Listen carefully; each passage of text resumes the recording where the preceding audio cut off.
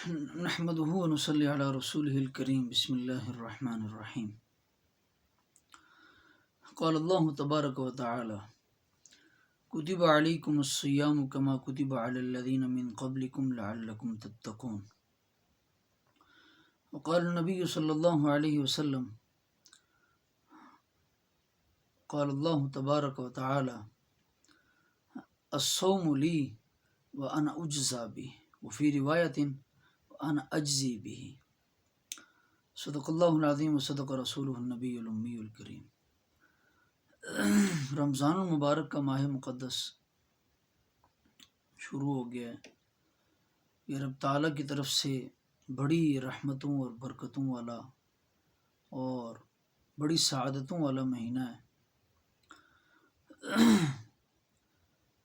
اس رمضان میں مسلمانوں پر روزے فرض کیے گئے۔ رمضان مبارک کے ماہ مقدس میں روزہ فرض کیا گیا، یعنی کہ صبح طلوع سحر سے لے کر صبح صادق سے لے کر غروب آفتاب تک نفسانی خواہشات اور کھانے پینے سے بچے رہنا، اسے روزہ کہا جاتا ہے اصطلاح میں۔ اگر کوئی شخص طلوع فجر سے لے کر غروب آفتاب سے پہلے تک کسی بھی وقت میں کھانے پینے کا کوئی عمل کرتا ہے جان بوجھ کر، یا اپنی نفسانی خواہشات کو پورا کرتا ہے، چاہے جائے کہ وہ حلال بھی ہوں، تو اس شخص نے بہت بڑا جرم کیا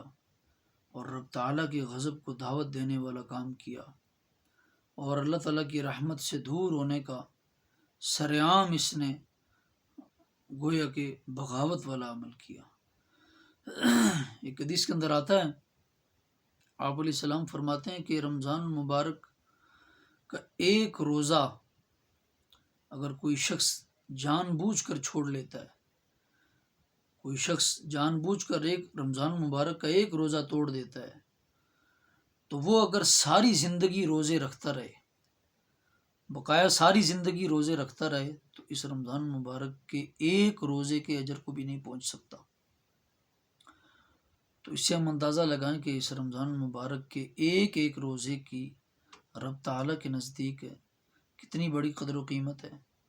اور کتنی بڑی اہمیت ہے۔ جو میں نے روایت آپ کے سامنے پڑھی، اللہ رب العزت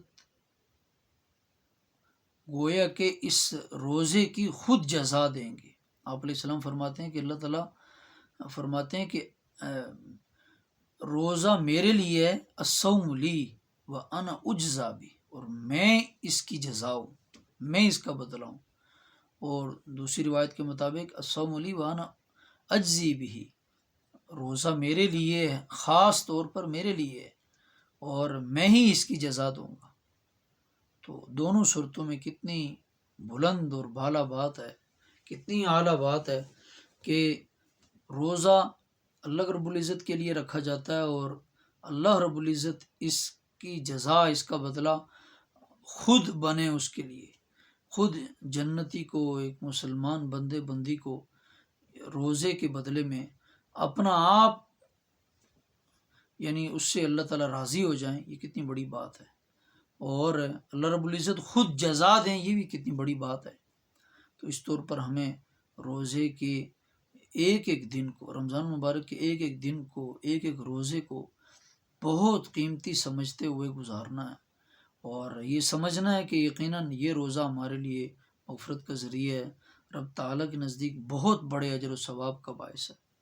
تو اور اگر اس رمضان مبارک کے ایک روزے کو کوئی چھوڑ دیتا ہے، کوئی قضا کر دیتا ہے، تو اس پر کفارہ یہ ہے کہ وہ ایک غلام آزاد کرے گا۔ غلام میسر نہیں ہے،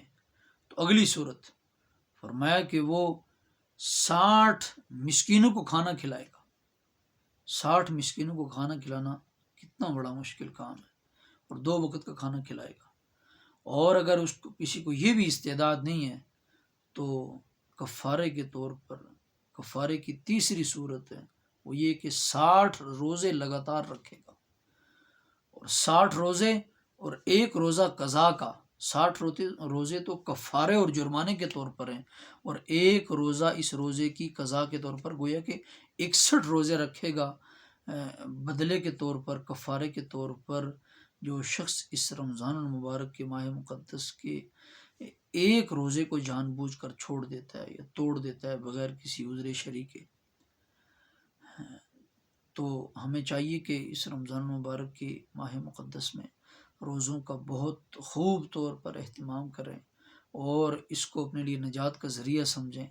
اور اس کو اپنے اوپر بوجھ نہ سمجھیں، اور اس کو کوئی تاوان نہ سمجھیں کہ جی یہ کتنی مشکل میں ہم پڑ گئے۔ یقیناً طبی طور پر بھی ہمیں تو اس چیز کی غرض نہیں ہے کہ طبی طور پر اس کے فوائد ہیں یا نہیں ہیں، لیکن علماء کرام بھی اس کو بیان کرتے ہیں، اور ڈاکٹر حضرات سے بھی اگر پوچھ لیا جائے تو اس کے طبی طور پر بھی بہت سے فوائد ہیں۔